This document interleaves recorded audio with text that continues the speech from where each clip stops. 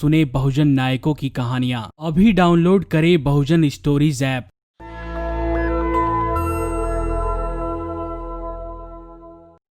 Patreon और अन्य माध्यमों से नेशनल दस्तक का सहयोग करने वाले सभी दर्शकों का बहुत बहुत शुक्रिया। आपके सहयोग से ही बहुजन मीडिया को नई ऊंचाई मिल रही है और मनोबल और अधिक बढ़ रहा है। आशा है आगे भी आप हमें ऐसे ही सपोर्ट करते रहेंगे। धन्यवाद। केंद्र की बीजेपी सरकार चुनाव प्रक्रिया में कुछ अहम बदलाव करने जा रही है। इस विषय को लेकर प्रधानमंत्री कार्यालय पीएमओ में इस महीने की शुरुआत में अहम बैठक भी की गई थी। बैठक के दौरान सभी स्थानीय निकाय चुनाव में विधानसभा और लोकसभा चुनाव के लिए एक कॉमन वोटर लिस्ट तैयार करने को लेकर चर्चा हुई।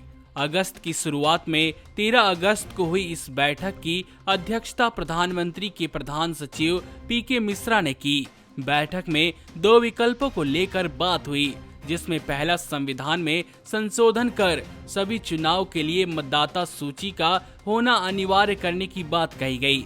संविधान के अनुच्छेद 243 के और 243 ZA में संशोधन करके मतदाता सूची अनिवार्य करने की बात हुई। वहीं दूसरा विकल्प यह है कि राज्य सरकारों को अपने अपने कानूनों में बदलाव करके न्यायपालिका और पंचायत चुनाव के लिए आयोग की मतदाता सूची को अपनाने के लिए राजी करना। आपको बता दें कि संविधान का आर्टिकल 243 के और 234 ZA के तहत राज्य को पंचायत चुनाव और नगर निगम के चुनाव के लिए मतदाता सूची बनाने और उसे नियंत्रित करने की शक्ति देता है। वहीं आर्टिकल 324(1) चुनाव आयोग को सभी संसदीय चुनाव और विधानसभा चुनाव के लिए मतदाता सूची तैयार करने और उसे नियंत्रित करने की शक्ति देता है। हालांकि राज्य चुनाव आयोग स्थानीय चुनाव के लिए अपना मतदाता सूची बनाने के लिए स्वतंत्र है और इसके लिए उन्हें चुनाव आयोग से समन्वय करने की जरूरत नहीं है। वर्तमान की बात करें तो बहुत से राज्य हैं जो पंचायत चुनाव के लिए अपनी मतदाता सूची का इस्तेमाल करते हैं। इसमें उत्तर प्रदेश, उत्तराखंड, उड़ीसा, असम, मध्य प्रदेश, केरल समेत और भी राज्य और केंद्र शासित प्रदेश शामिल हैं। 13 अगस्त को पीएमओ में हुई बैठक में पंचायती राज सचिव सुनील कुमार अन्य राज्यों के स्थानीय चुनाव के लिए चुनाव आयोग की मतदाता सूची अपनाने के पक्ष में थे। वहीं प्रधान सचिव पीके मिश्रा ने कैबिनेट सचिव को इस पर चर्चा करने को कहा। हालांकि सरकार ने बीते साल एक कॉमन मतदाता सूची होने की बात कही थी, जिससे पता चलता है कि मौजूदा सरकार लोकसभा, विधानसभा और स्थानीय चुनाव एक साथ कराने की फिराक में है। लेकिन सरकार सभी चुनावों को एक साथ क्यों करना चाहती है और वह राज्यों द्वारा पंचायत और स्थानीय चुनाव की शक्ति को संविधान में संशोधन करके क्यों छीनना चाहती है? अगर सरकार इन सवालों का जवाब दे देती तो काफी अच्छा रहेगा। नमस्कार।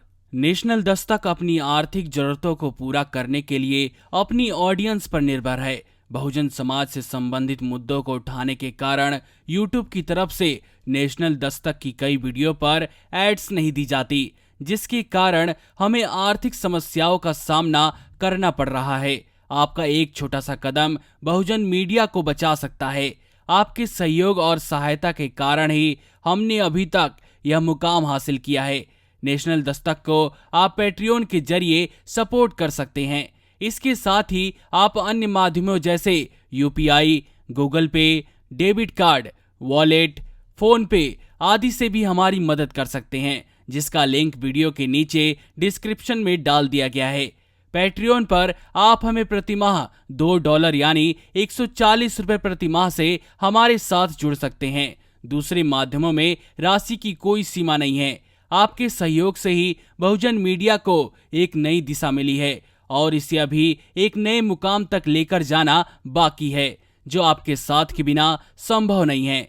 आपसे डायरेक्ट फंडिंग से हम आपके अधीन हो जाएंगे और एक स्वतंत्र मीडिया के तौर पर समाज की आवाज को बुलंद कर पाएंगे। धन्यवाद। नेशनल दस्तक को देखने वालों से अपील है कि वह नेशनल दस्तक के सपोर्टर फॉर्म को भरें ताकि हम सीधे आपसे जुड़ सके। नेशनल दस्तक की आपसे गुजारिश है कि अगर इसको बचाना चाहते हैं तो नेशनल दस्तक को सब्सक्राइब करने के लिए रेड कलर के सब्सक्राइब बटन को दबाएं, फिर बेल आइकन की घंटी दबाएं, नेशनल दस्तक को बचाने के लिए बहुत जरूरी है कि हर खबर को शेयर करें, लाइक करें, कमेंट जरूर करें।